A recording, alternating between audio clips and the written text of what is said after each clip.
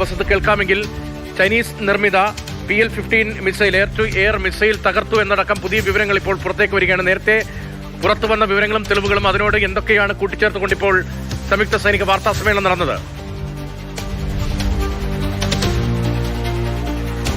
രതീഷ്, ഇപ്പോൾ സേനയുടെ വാർത്താ സമ്മേളനം കഴിഞ്ഞിരിക്കുന്നു. അതിൽ ഔദ്യോഗികമായി തന്നെ സേന വ്യക്തമാക്കിയിരിക്കുന്നത് കറാച്ചി മുതൽ ഇസ്ലാമാബാദ് വരെയുള്ള എല്ലാ വ്യോമതാവളങ്ങളും ഞങ്ങൾ ആക്രമിച്ചു എന്ന് തന്നെയാണ് ഇപ്പോൾ പറഞ്ഞിരിക്കുന്നത്. കറാച്ചിയിലെ മാലിർ വിമാനത്താവളം മുതൽ ഇസ്ലാമാബാദിലുള്ള പാകിസ്ഥാൻ്റെ ഏറ്റവും സുശക്തമായ വ്യോമതാവളം വരെ ഞങ്ങൾ ആക്രമിച്ചു. അതിൻ്റെ ദൃശ്യങ്ങളും ഇപ്പോൾ സേന പങ്കുവച്ചിട്ടുണ്ട്.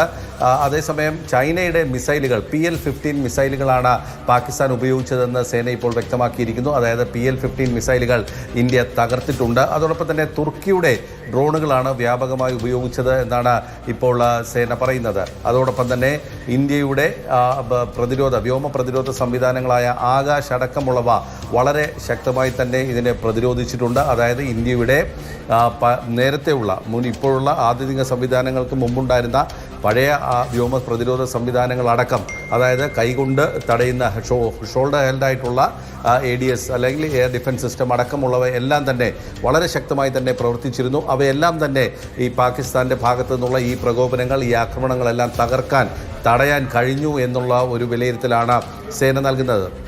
ഏറ്റവും സുപ്രധാനമായിട്ടുള്ളത് കറാച്ചിയിൽ ഇന്ത്യ കയറി എന്നുള്ളത് തന്നെയാണ്. മാലിർ ബേസ് എന്ന് പറയുന്നത് ബ്രിട്ടീഷുകാരുടെ കാലത്ത് തന്നെ ഉണ്ടായിരുന്ന ഒരു ബേസാണ്.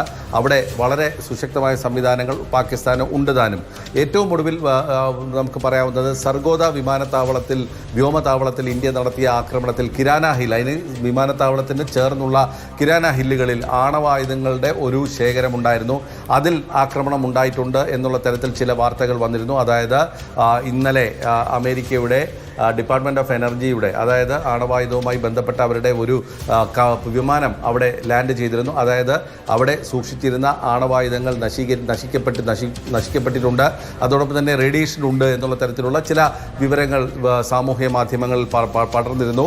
മാത്രമല്ല ഈ കിരാന ഹില്ലിലാണ് പാകിസ്ഥാൻ്റെ വലിയ തോതിലുള്ള ആയുധ ശേഖരങ്ങൾ സൂക്ഷിച്ചിരുന്നത് എന്നുള്ളതും എല്ലാവർക്കും അറിയാവുന്നതാണ്. 2017 മുതൽ അത്തരത്തിലൊരു സംവിധാനം അവിടെ നിലവിലുണ്ട്. അത് ബുഷ് ഭരണകൂടത്തിൻ്റെ കാലഘട്ടത്തിൽ അമേരിക്കയുടെ സഹായത്തോടു കൂടി തുടങ്ങിയ ഒരു സംവിധാനമാണ്. അപ്പോൾ അവിടെ ഇന്ത്യ ആക്രമിച്ചു എന്നുള്ള തരത്തിലുള്ളൊരു വാർത്ത വന്നിരുന്നു. ഏതായാലും സർഗോദ വിമാനത്താവളത്തിൽ ഇന്ത്യയുടെ ആക്രമണം നടന്നിട്ടുണ്ട്. അതിൻ്റെ സമീപമുള്ള ഈ ആയുധ ശേഖരണവും ആക്രമിക്കപ്പെട്ടു എന്നായിരുന്നു പിന്നീട് വന്ന വാർത്തകൾ. സർഗോദ വിമാനത്താവളം ആക്രമിച്ചത് സേന സമ്മതിച്ചിട്ടുണ്ട്. ഇന്നലെ തന്നെ ഔദ്യോഗികമായി അത് സ്ഥിരീകരണം നൽകിയാണ്. പക്ഷേ ഈ കിരാന ഹില്ലിലെ ആക്രമണം സേന ഇപ്പോൾ തള്ളിയിരിക്കുന്നു. അത് ചോദിച്ച മാധ്യമപ്രവർത്തകർ നൽകിയ മറുപടിയിൽ സേനാ വക്താവ് പറഞ്ഞത് അങ്ങനെ ഒരു ആയുധ ശേഖരം അവിടെ ഉണ്ട് എന്ന് അറിയിച്ചതിൽ നന്ദി. ഏതായാലും ഞങ്ങൾ അവിടെ ആക്രമിച്ചിട്ടില്ല എന്നുള്ളത് തന്നെയാണ്. ഏതായാലും വളരെ വിശദമായി തന്നെ ഇത് തകർത്തതിൻ്റെ തെളിവുകൾ അടക്കം പുറത്തുവിട്ടിട്ടുണ്ട്. തകർന്ന വ്യോമതാവളങ്ങളിലെ സ്ഥിതി സംബന്ധിച്ച ദൃശ്യങ്ങൾ പങ്കുവെക്കുന്നു. റഹ്മിയർ ഖാൻ വിമാനത്താവളത്തിൽ ഉണ്ടായ വലിയ ഗർത്തം, ഇന്ത്യയുടെ ബോംബാക്രമണത്തിൽ, ഇന്ത്യയിലെ മിസൈൽ ആക്രമണത്തിൽ തകർന്ന ആ വലിയ ഗർത്തത്തിൻ്റെ ദൃശ്യങ്ങൾ പങ്കുവെക്കുന്നു. തുർക്കിയുടെ ഡ്രോണുകളാണ് ഉപയോഗിച്ചതെന്ന് സേന പറയുന്നു. അതോടൊപ്പം തന്നെ ചൈനയുടെ മിസൈലുകൾ ഉപയോഗിച്ചു എന്ന് ഇന്ത്യ പറയുന്നുണ്ട്.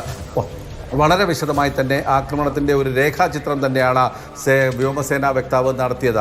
അതോടൊപ്പം തന്നെ കരസേനയുടെ വക്താവ് പറഞ്ഞത് പ്രധാനമായും അതിർത്തിയിൽ നടത്തിയ പ്രതിരോധ പ്രവർത്തനങ്ങളിൽ BSFൻ്റെ പങ്ക് അദ്ദേഹം എടുത്തു പറയുന്നുണ്ട്. BSFൻ്റെ ഡയറക്ടർ ജനറൽ മുതൽ അതിലെ ഓരോ ജവാനും ഈ ആക്രമണങ്ങൾ തടയുന്നതിന്, ചെറുക്കുന്നതിന് മുന്നിട്ട് നിന്നു എന്ന് തന്നെയാണ് പറയുന്നത്. മാത്രമല്ല ഒരു എയർ ഗ്രിഡ് ഉണ്ടാക്കിയിരുന്നു. അതായത് ഒരു വ്യോമ പ്രതിരോധ ഒരു ഗ്രിഡ് ഉണ്ടായിരുന്നു. ആ ഗ്രിഡ് വളരെ ശക്തമായി തന്നെ പ്രവർത്തിച്ചതാണ് പാകിസ്ഥാൻ്റെ ഈ ദുരൂഹമായ അല്ലെങ്കിൽ ഈ പ്രകോപനങ്ങൾ തകർക്കുന്നതിന് സഹായിച്ചത് എന്ന് വളരെ വ്യക്തമായി തന്നെ പറയുന്നുണ്ട്. അതുപോലെ തന്നെ നാവികസേനാ വക്താവ് പറഞ്ഞത് കഴിഞ്ഞ ദിവസം പറഞ്ഞത് തന്നെയായിരുന്നു. അതായത് എന്തും നേരിടാൻ ഞങ്ങൾ തയ്യാർ എന്നുള്ള തരത്തിൽ തന്നെയാണ് പറഞ്ഞത്. അതേസമയം ഇന്ത്യൻ നേവി ഇപ്പോൾ അല്പസമയം മുമ്പ് മറ്റൊരു ദൃശ്യം കൂടി പങ്കുവച്ചിട്ടുണ്ട്. സുസജ്ജമായ നാവികസേനയിൽ നിന്നുള്ള വളരെ സുശക്തമായ കറാച്ചി മുതൽ ഇസ്ലാമാബാദ് വരെ ആക്രമിക്കപ്പെടുമ്പോൾ, എയർ ബേസുകൾ തകർക്കപ്പെടുമ്പോൾ ഇന്ത്യൻ നേവി സർവ്വസജ്ജമാണ്. ഈ ആക്രമണത്തിന്റെ ഭാഗമായി 3 സേനാ വിഭാഗങ്ങൾ സുസജ്ജമാണ് എന്ന് പ്രഖ്യാപിക്കുന്നു. മാത്രമല്ല ഈ വാർത്താ സമ്മേളനത്തിൽ പറയുന്നുണ്ട് അടുത്ത മിഷനും ഞങ്ങൾ തയ്യാറാണ് എന്ന്.